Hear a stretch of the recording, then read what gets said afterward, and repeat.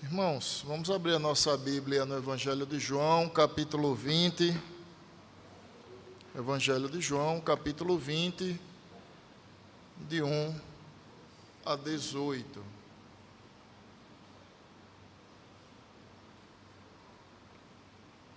Evangelho de João, capítulo 20, de 1 a 18.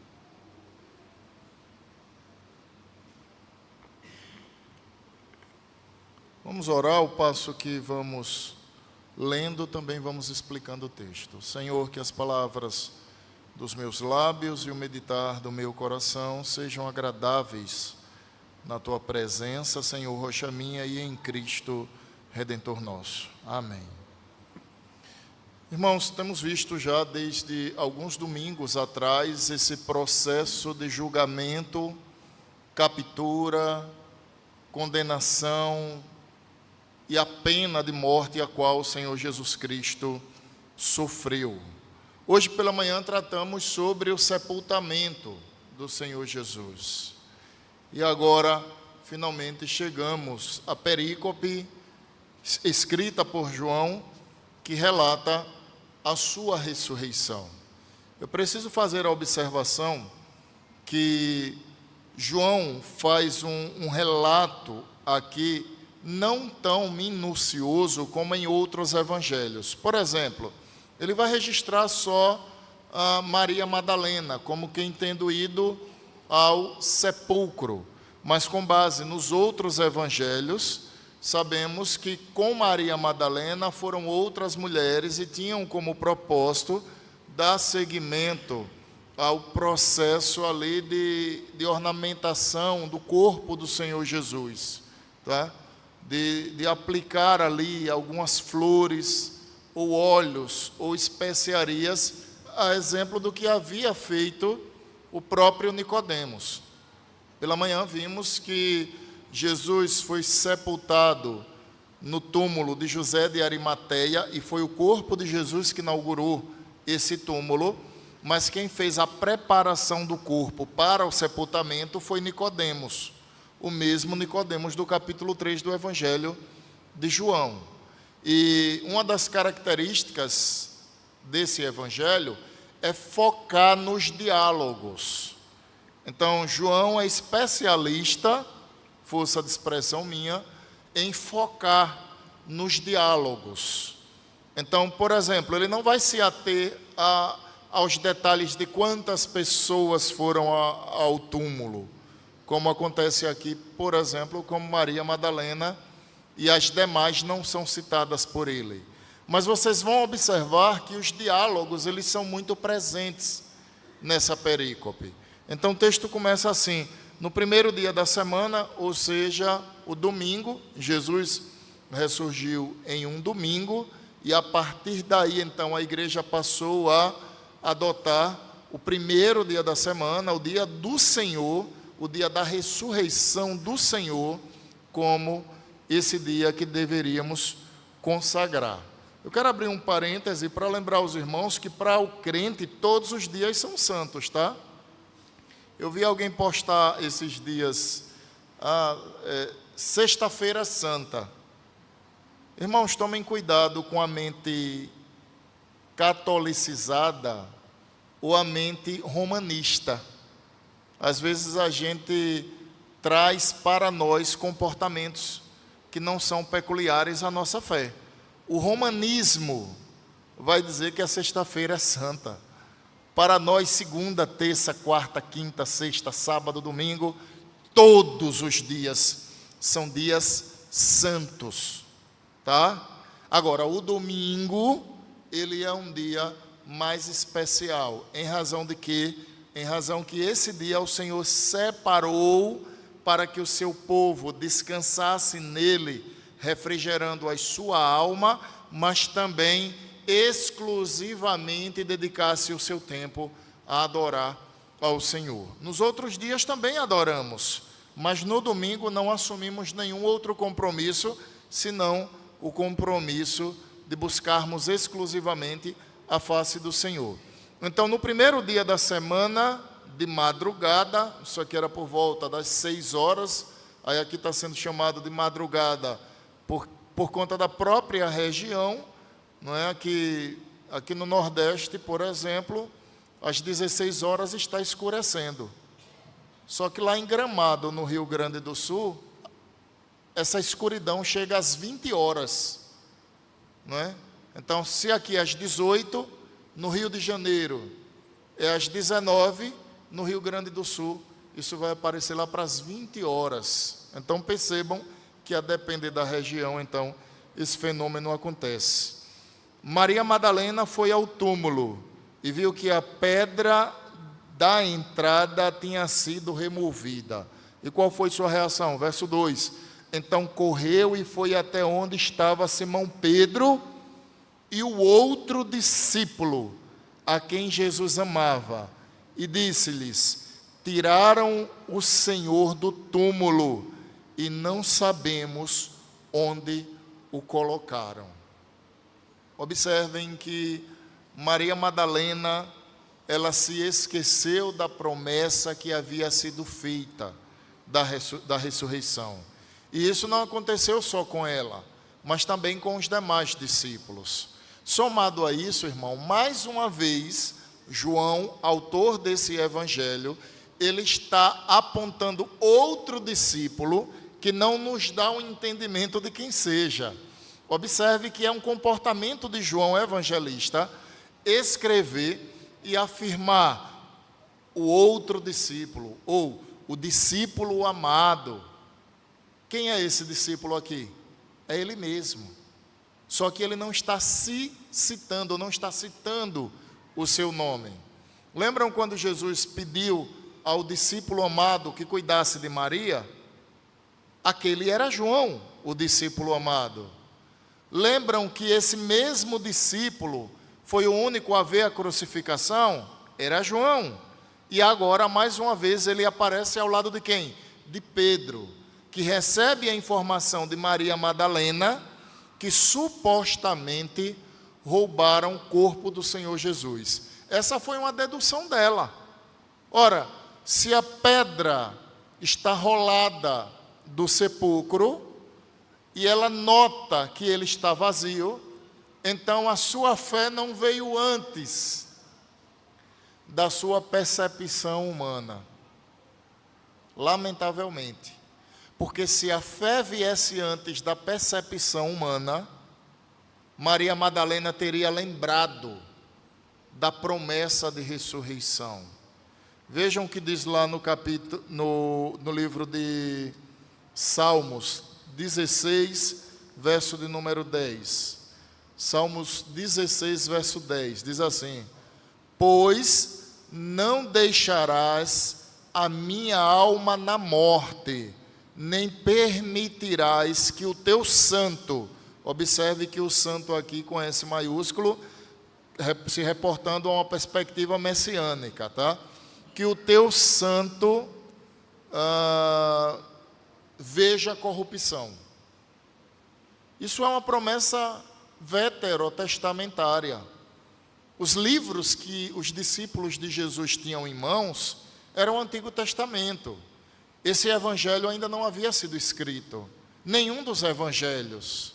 Então não havia nenhum texto do Novo Testamento escrito, mas todo o Antigo Testamento estava à disposição deles. O próprio Jesus afirmou a Nicodemos que era necessário que ele morresse. E esse mesmo Jesus, diante dos fariseus que lhe pediram um sinal dos céus, afirmou que nenhum sinal lhe seria dado, senão o sinal de Jonas.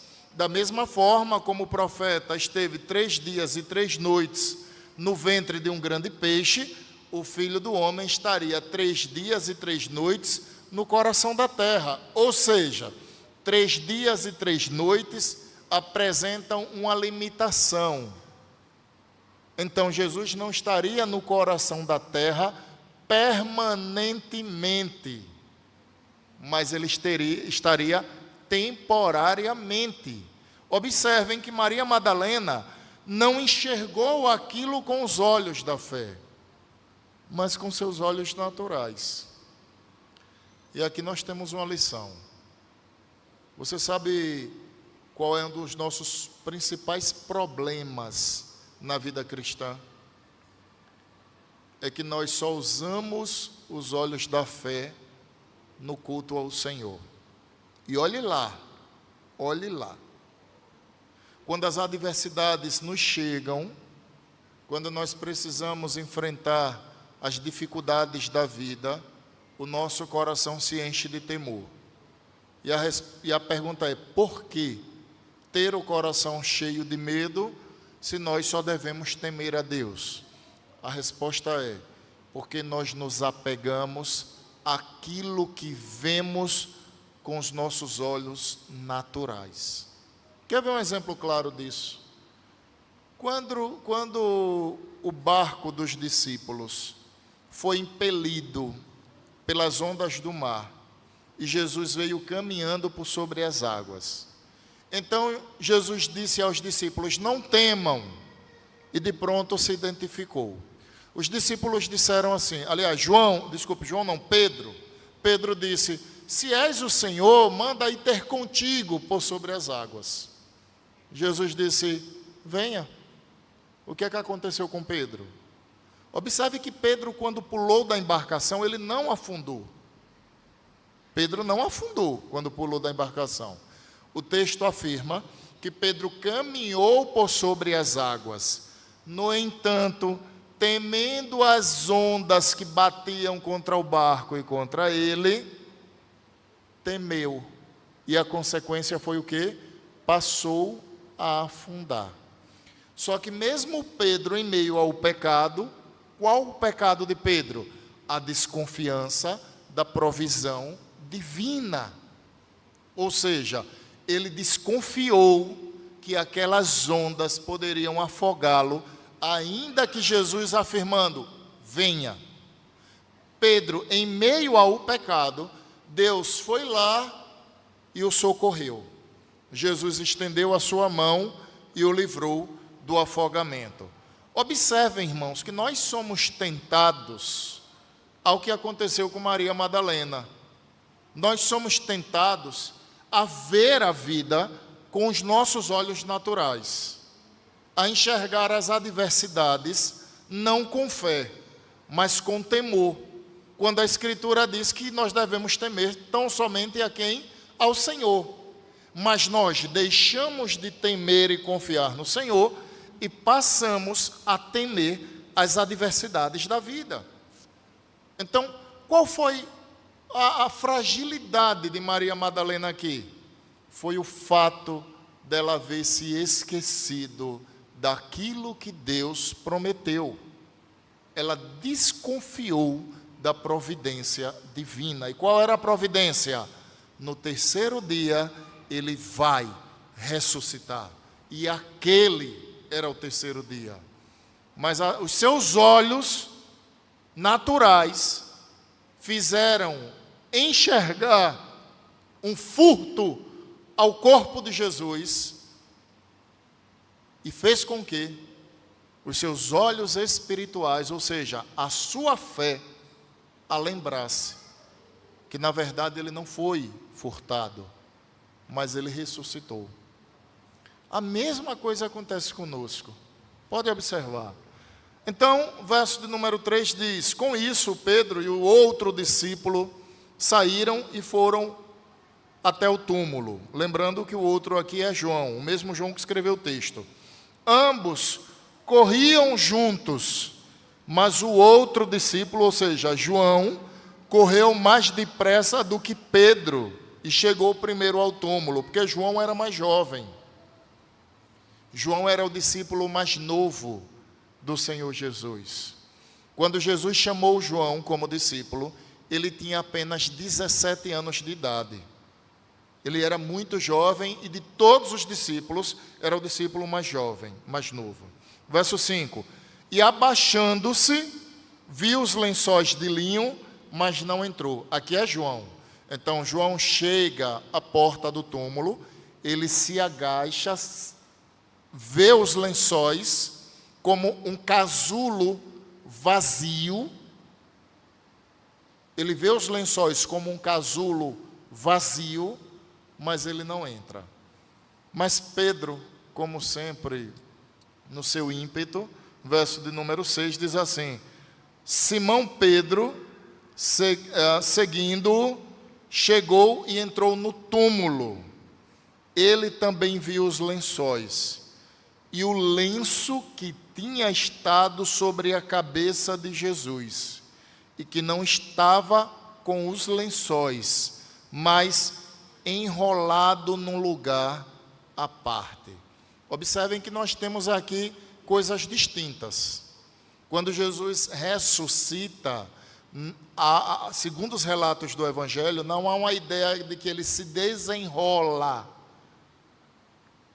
dos lençóis, mas há uma ideia de que ele transpassa esses lençóis. Por isso que eles estavam ali como um casulo vazio. Mas com o tecido que estava sobre o seu rosto é diferente. Eles estão postos à parte, deixando claro que de fato se tomou a providência de retirar esse tecido do rosto. O que a igreja romana vai chamar, por exemplo, de santo sudário, e vai usar esse suposto lençol para afirmar que dessa forma era a face do Senhor Jesus Cristo. Então, curiosamente, Jesus é apresentado pelo romanismo como um homem de boa aparência, certamente um homem alto, cabelos longos, barba, branquinho, nariz afilado, ou seja, absolutamente nada a ver com o judeu. A imagem que se vê de Jesus hoje, apresentada pelo romanismo, não tem nada a ver com o povo judeu. Prova disso é que recentemente a ciência, através de inteligência artificial, tentou formular o rosto de Jesus. E Jesus era muito mais semelhante a um negro, o que se assemelha mais ao contexto do judeu, do que ao belo homem apresentado pelos romanos, ou pelo romanismo, melhor dizendo. Inclusive, Isaías capítulo 53 vai dizer, cantamos há pouco, ele não tinha beleza alguma, não havia nada nele para nos atrair. Então, irmãos, tomar como parâmetro essa ideia romanista da imagem do Senhor Jesus Cristo, primeiro é pecado, porque a gente não deve fazer imagem de escultura acerca de Deus, nem do que há em cima nos céus. Segundo, que passa a ser uma atitude de infantilidade. Parece ser tão descrente como foi Tomé. Tomé, quando recebeu a notícia, disse: eu só acredito se o meu dedo tocar do seu lado, se o meu dedo tocar nas suas chagas. Daí nasceu o ditado, então, que eu sou como São Tomé, só acredito vendo. Então, é uma ideia, na verdade, de incredulidade. Porque a esse comportamento de Tomé, e a gente vai ver esse texto no próximo domingo à noite, a esse comportamento de Tomé, Jesus respondeu: você acredita, vocês creram porque vocês viram. Mais bem-aventurado que vocês são aqueles que não viram, porém creram. Então, não tem nada de santo sudário aqui, tá, irmãos? Dificilmente um tecido ia resistir 2000 anos para figurar o rosto do Senhor Jesus. O propósito daquele tecido não era figurar o rosto de Cristo, nunca foi. Quem pôs aquele tecido no rosto do Senhor foi o próprio Nicodemos, que foi quem preparou o corpo para o sepulcro. Mas não tinha propósito algum em figurar o rosto do Senhor Jesus. Mas é fato que esse tecido ele foi retirado e posto à parte. Alguns estudiosos fazem a seguinte interpretação. Vocês lembram quando Moisés desceu do monte e a face de Moisés resplandecia a glória de Deus, E o povo chegou para Moisés e disse: Moisés, ponha um véu no seu rosto, nós não podemos olhar para você. E então Moisés pôs um véu no rosto e passou dias com esse véu, porque a face de Moisés brilhava como o sol e as pessoas não podiam olhar para ele. O que é que alguns estudiosos entendem? Que há uma ligação dessa passagem com essa situação a qual é relatada por João. Então, quando Jesus retira da sua face esse lenço, esse tecido, então é como se ele estivesse dizendo: a minha glória agora pode ser vista. Ou seja, a glória da minha ressurreição está aparente a todos os homens. E de fato, mais de 500 pessoas viram Jesus ressurreto. Vale lembrar aos irmãos que os judeus que levaram Jesus para ser julgado, eles tentaram subornar os guardas para alegar que, na verdade, o corpo de Jesus havia sido roubado. Vale lembrar aos irmãos isso. Só que mais de 500 pessoas viram o Senhor Jesus. Por quê? Porque depois da ressurreição, ele esteve 40 dias. Embora a ressurreição inaugure o seu estado de glória, porque Jesus viveu 2 estados, estado de humilhação e estado de exaltação. Quando ele desce do trono de glória e assume um corpo humano, vive entre os homens, prega, anuncia as boas novas, é capturado, julgado, condenado. O que nós temos aqui é um estado de humilhação. Então Deus, por meio de Cristo, está sendo humilhado em todo esse processo. Mas quando ele ressurge, essa ressurreição inaugura o seu estado de glória. E isso vai explicar mais à frente o porquê Maria Madalena não notou que o homem que falava com ela era o próprio Jesus. Porque quando ele ressurge, irmãos, embora o seu corpo fosse o mesmo corpo, nós temos Jesus aí no primeiro passo do seu estado de glória. O texto continua e diz assim, verso de número 8. Então o outro discípulo, agora se referindo a João, que havia chegado primeiro ao túmulo, também entrou. Ou seja, João também entrou ao túmulo, ele viu e creu.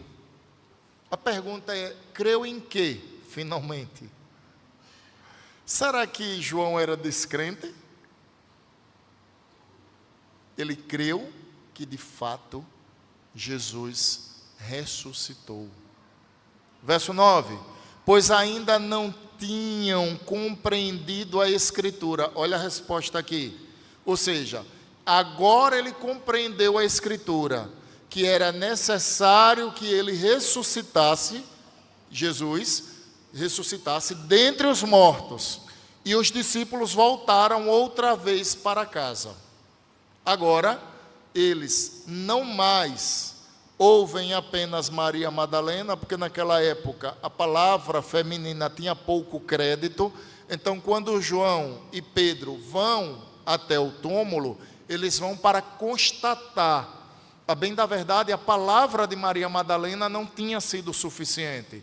Quando eles constatam, então finalmente eles creem na ressurreição, entendendo que a Escritura afirmava que era necessário que Jesus morresse e ressuscitasse ao terceiro dia. Agora sim, agora eles voltam para o mesmo lugar onde estavam outrora. E olhem o que acontece, irmãos. Verso de número 11 a 18. Há um intervalo nesse texto. Porque você vai observar que Jesus posteriormente vai aparecer aos discípulos, capítulo 20, verso 19. E posteriormente ainda, em razão da incredulidade de Tomé, ele agora vai se manifestar a Tomé, verso de número 24 em diante. Mas vejam o que acontece nesse intervalo de tempo. Verso 11. Maria, aqui é Maria Madalena, no entanto, permanecia junto à entrada do túmulo, chorando.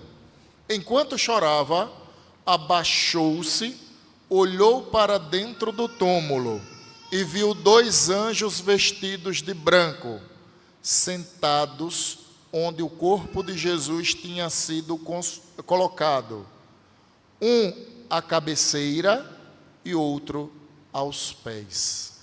Aí o verso segue, verso 13 diz: então eles perguntaram: mulher, por que você está chorando? Ela respondeu: porque levaram o meu Senhor e não sei onde o puseram. Sabe o que o relato de João demonstra? Que Maria não percebeu que estava falando com 2 anjos. E isso é explicável, irmãos. Vejam só, às vezes nós estamos em um estado emocional tão fragilizado, nós estamos em um estado emocional tão quebrantados, que nós não damos conta das pessoas que estão ao nosso redor. Deixa eu te dar um exemplo. Você já percebeu que quando você vai ao velório de alguém, existe uma lista para que você assine, coloque ali o seu número de telefone, e depois essa lista é entregue a você. Então você leva para casa com registro dos nomes de todas as pessoas que estiveram presentes ao velório do seu ente querido. Isso não é sem razão. Isso não é sem razão. Você está tão envolvido emocionalmente que você recebeu abraços que você não lembra de quem foi. Você recebeu cumprimentos de pessoas que você não lembra. Por que isso acontece? Por conta do nosso estado emocional. Eu vou dar um outro exemplo que é bem mais simples, que diz respeito ao fato de estarmos entretidos. Não são raras as vezes que a gente vai, por exemplo, à Feira Livre. Isso deve acontecer muito aqui em Laranjeiras. E alguém passa por nós e a gente pensa assim: fulano passou por mim e não falou. Eu já ouvi isso de alguns irmãos da igreja. Olha, pastor, fulano passou por mim e não falou. Aí eu pergunto: onde foi isso? A pessoa diz: foi na feira. Irmãos, na feira ou em um outro ambiente que se tenha tanta gente, a gente passa pelas pessoas e passa de modo despercebido. Não quer dizer que a gente fingiu não ver a pessoa, mas às vezes é que realmente não viu. Ah, mas eu passei do lado, eu passei batendo o ombro na pessoa e ela não viu.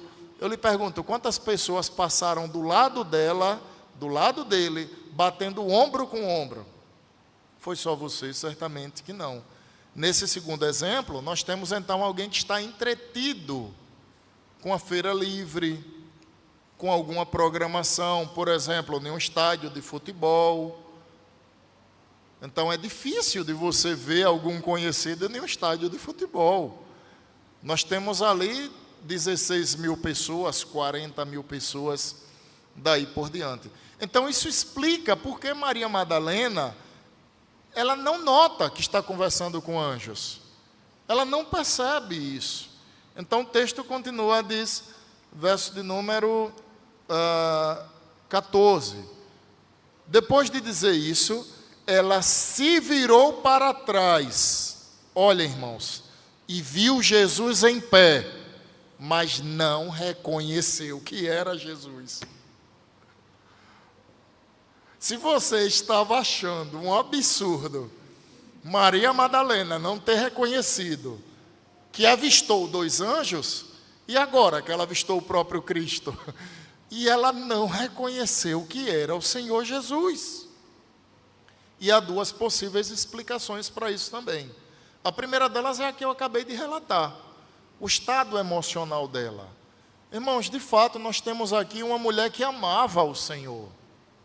Nós temos uma mulher que se levanta de madrugada para servir a Deus, para embalsamar o corpo do Senhor Jesus. Não entenda embalsamar na perspectiva dos egípcios. E ela vai ao túmulo na expectativa de que os dois guardas permitam que ela entre. Na verdade, ela foi arriscar. Ela não tinha certeza se teria acesso ao corpo do Senhor. Então nós temos uma mulher que de fato amava Jesus. Essa mulher é um discípulo amado pelo Senhor Jesus. E ela amava o seu Senhor. Ela está, para ela, a dor que ela está enfrentando nesse momento é pior do que a dor de perder um ente querido. Porque outrora ela viu o seu Senhor sacrificado, mas agora ela não tem a oportunidade, segundo o que ela pensava, sequer de ver o seu Senhor. Por quê? Porque a sua ideia é que haviam furtado o corpo de Jesus. Então, de fato, há uma consternação grande aqui. Essa é uma primeira razão, como eu usei 2 exemplos para ilustrar. Uma segunda razão pode consistir no fato de Jesus ali já estar inaugurando o seu estado de exaltação. Então, o corpo de Jesus certamente já carregava consigo aspectos diferentes daquele aspecto natural e anterior à crucificação e à morte, tá? Então, por exemplo, quando os discípulos estavam nessa mesma casa relatada, a qual João e Pedro retornaram, Jesus adentrou a esse lugar e as portas estavam fechadas. Então observe que o seu corpo humano transpassa um ambiente e ele vai direto aos discípulos e os cumprimenta.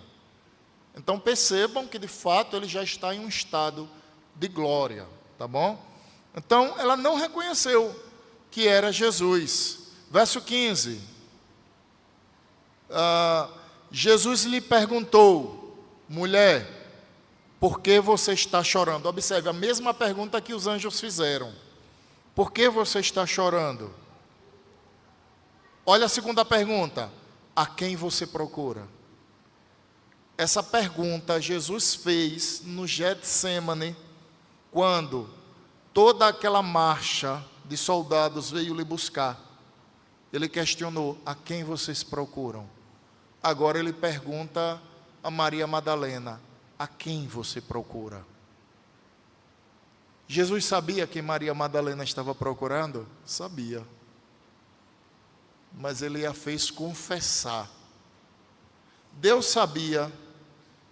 Quem fez Adão saber que estava nu, sabia. E por que ele perguntou? Para que Adão confessasse. E confessou errado. Porque em primeira instância ele colocou a culpa no próprio Deus, dizendo: a mulher que tu me deste. Ou seja, ele está dizendo: o Senhor é o culpado. Mas observem que Jesus faz Maria Madalena confessar quem ela procura. Mulher, por que você está chorando? Verso 15.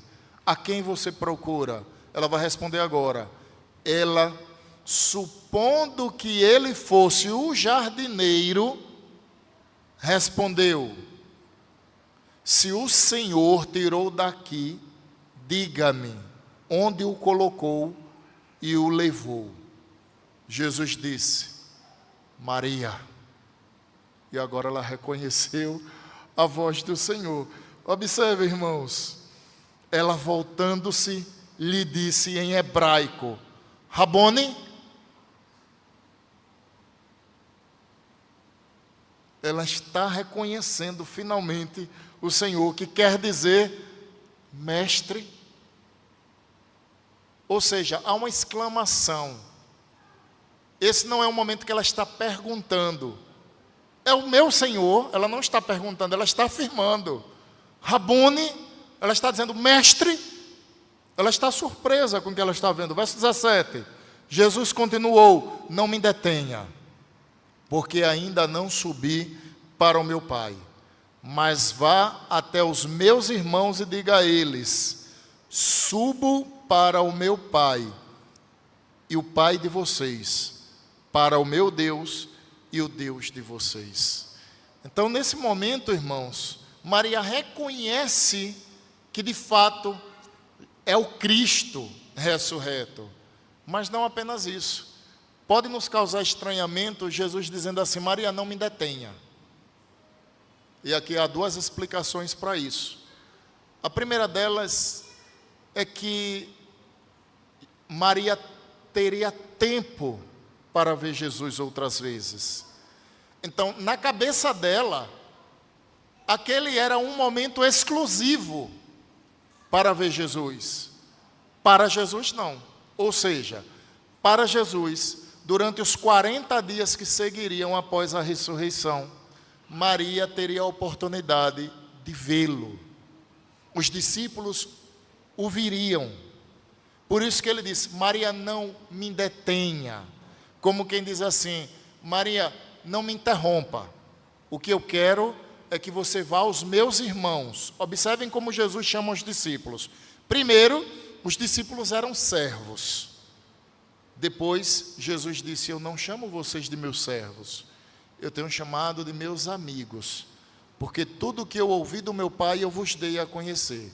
Agora Jesus chama de irmãos. Às vezes a gente tem a impressão que Jesus é nosso Pai. Jesus não é o nosso Pai. Jesus é o nosso irmão. E é o irmão primogênito. E é o irmão unigênito do Pai. Não unigênito nosso, unigênito do Pai. Então, o Pai de Jesus também é o nosso Pai.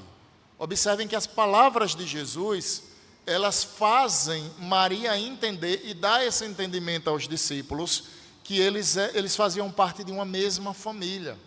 Ele está tratando, embora fosse Deus, embora fosse ressurreto, embora fosse poderoso, mestre, sábio, santo, glorioso, ele está chamando os seus discípulos de irmãos. Maria, não me detenha. Eu quero que você vá aos meus irmãos e diga que o meu Pai é o vosso Pai. Perceberam? Quanta graça, quanta misericórdia, quanto amor, quanta bondade santa, quanta ternura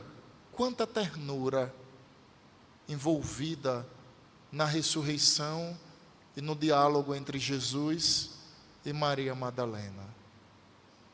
Irmãos, a gente, trazendo uma aplicação, às vezes se desespera quando vê coisas difíceis nos acontecer. E eu queria lhe dizer que todo desespero é ausência de fé. Eu vou repetir para que você não me entenda mal, ou ache que eu estou me confundindo. Todo desespero na vida de um crente é ausência de fé. Todo. Porque vejam só, eu não estou afirmando que os crentes não choram, ou que eles não podem chorar. Quando nós nos despedimos, por exemplo, de um irmão em Cristo, vocês são testemunhas minhas que eu sempre digo: irmãos, se sentirem vontade de chorar, chorem. O choro é uma reação natural do corpo humano à tristeza ou a um estado de profunda alegria. O choro legítimo, autêntico, não estou falando de lágrima de crocodilo, não. Lágrima de crocodilo é falsidade. Eu estou falando do choro genuíno. O choro é uma reação natural a um estado profundo de tristeza ou a um estado glorioso de alegria. Sabe quando foi as 2 últimas vezes que eu chorei, que eu me recordo? A última, quando a Meli nasceu. E a penúltima, quando meu pai faleceu. Percebeu? Os 2 extremos. A Meli, uma alegria profunda, gloriosa. A partida de um pai, uma tristeza profunda. Então, Eu não estou afirmando que o crente não possa chorar, se emocionar com alguma coisa que lhe aconteça. Mas o desespero na vida cristã, ele demonstra claramente falta de fé. Se nós perdemos um irmão querido e vamos nos despedir fisicamente dele, é natural que choremos, mas não por falta de esperança de vida eterna. Pela saudade que vamos sentir, porque de fato nós não vamos vê-lo novamente, exceto na ressurreição ou quando partirmos para a glória. Então os irmãos que estiveram entre nós e hoje, partiram, eles veem e reconhecem nos céus uns aos outros que fizeram parte desse mesmo rebanho. Eles reconhecem, se alegram e fizeram parte desse mesmo rebanho. A sua memória, ela não é apagada. Mas vejam só, nós que estamos aqui, nós só vamos os ver agora, ou quando partirmos, ou quando eles ressuscitarem na vinda do Senhor Jesus, caso Jesus volte antes da nossa morte. E olha, a bem da verdade, eu suspeito que Jesus vai voltar antes de eu morrer, viu?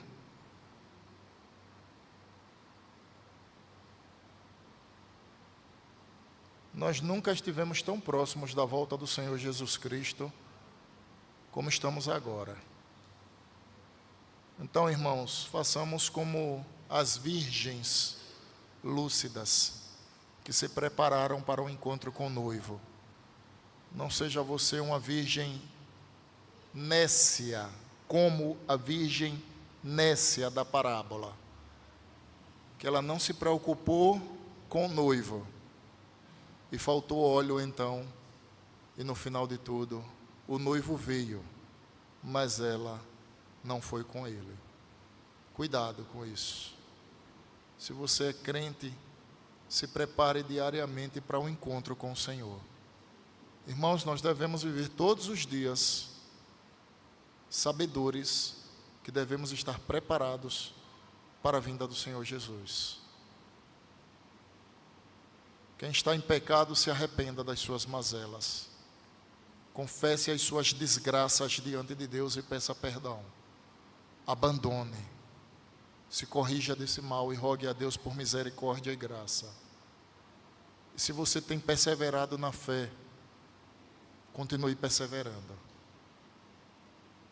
Continue lutando. Continue caminhando. Porque a coroa da vida está prometida para aqueles que forem fiéis até o fim. Não porque somos salvos com base na nossa fidelidade. Somos salvos com base na fidelidade do Senhor Jesus Cristo. Mas porque a perseverança na fé até o fim é uma demonstração que de fato somos filhos de Deus. Então nós vamos chorar na vida? Vamos, obviamente que sim. Mas nunca se desespere por situação alguma.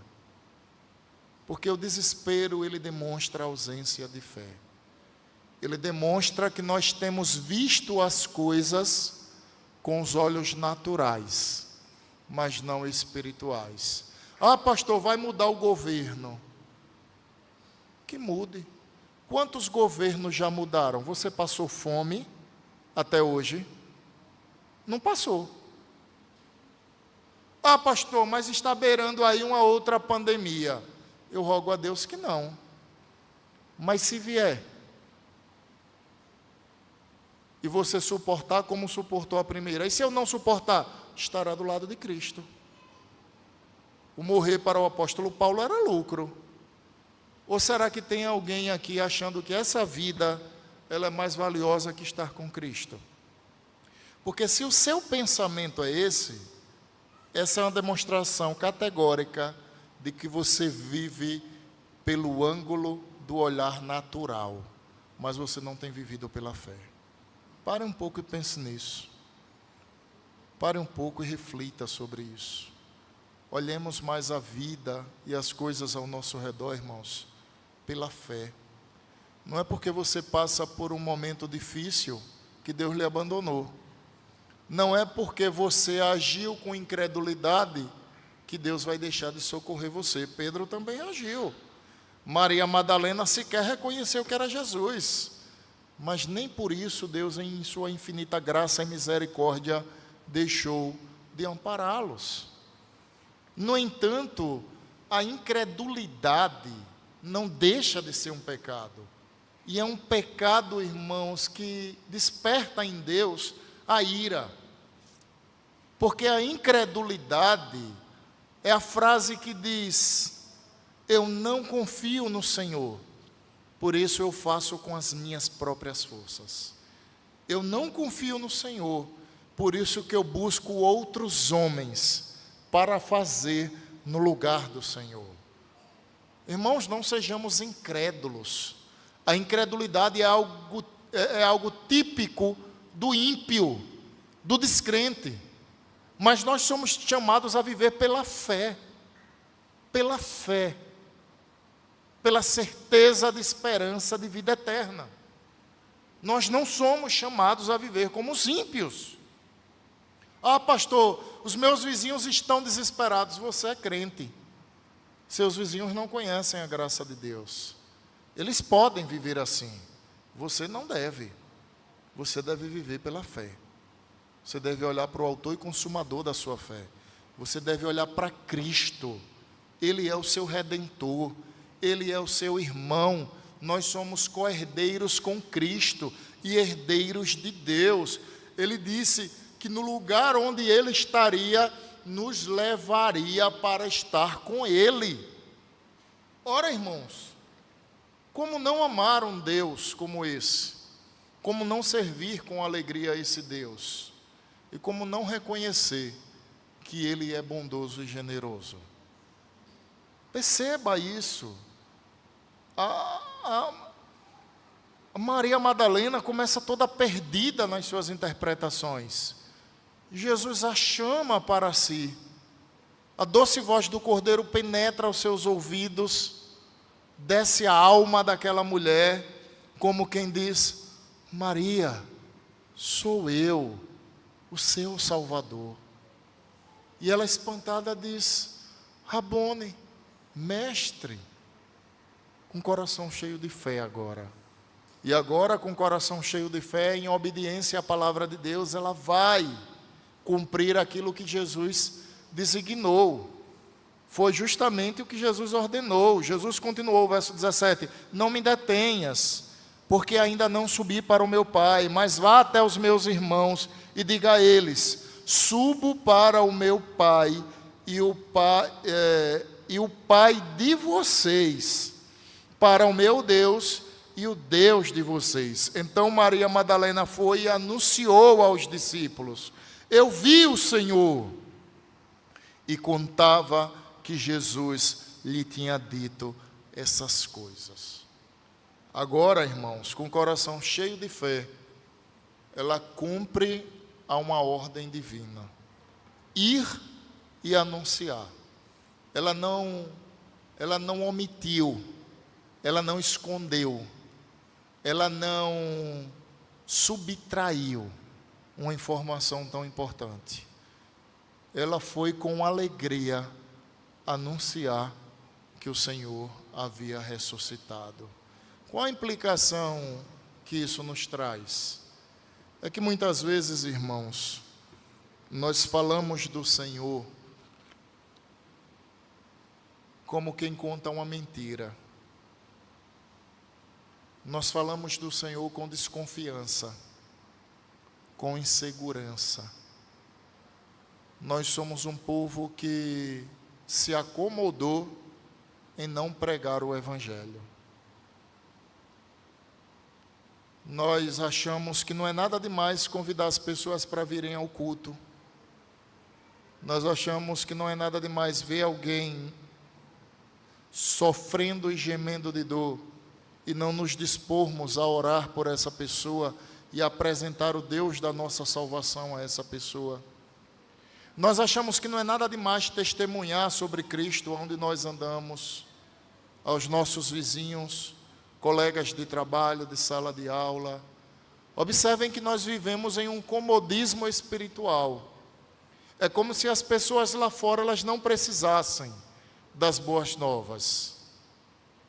E isso revela que o nosso peito não arde de amor por Deus.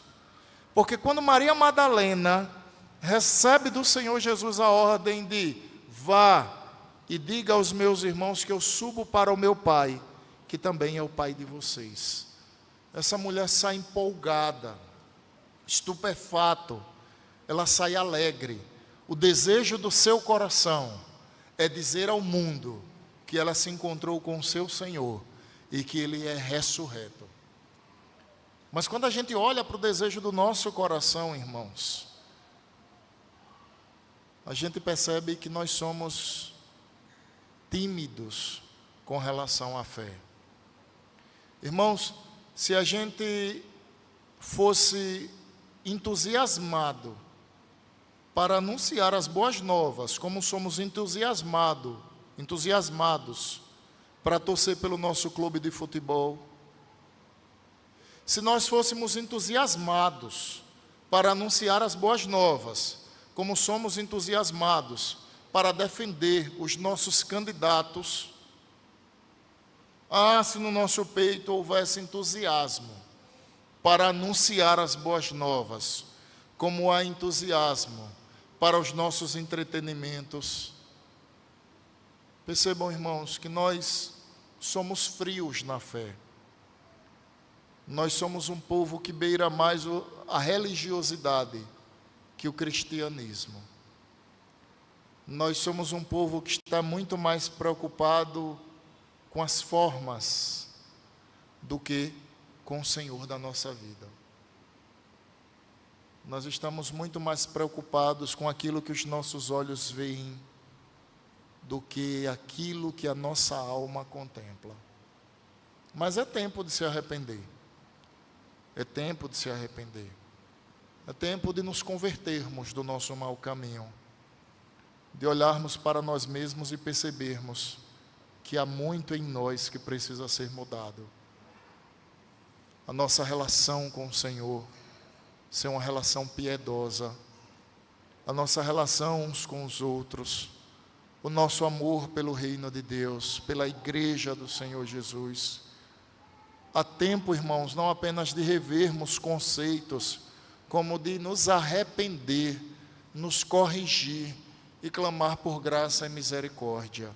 Há tempo de fazer o mundo conhecer que esse Cristo, que é o nosso Cristo, o nosso irmão, será também irmão e Deus de todo aquele que nele crê. Há tempo até que o Senhor volte. Mas eu concluo essa mensagem trazendo à memória dos senhores uma coisa. Jesus disse assim: eu virei como ladrão. Quando menos se espera, eu retornarei.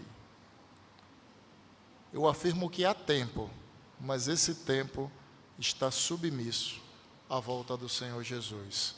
Que pasmem, mas ainda pode acontecer nessa noite. Amém. Vamos nos colocar de pé, irmãos, e vamos exaltar a Deus com o último cântico da liturgia, o último hino da liturgia, Rô de Cruz. Rô de Cruz se erigiu, dela o dia fugiu, como emblema de vergonha e dor.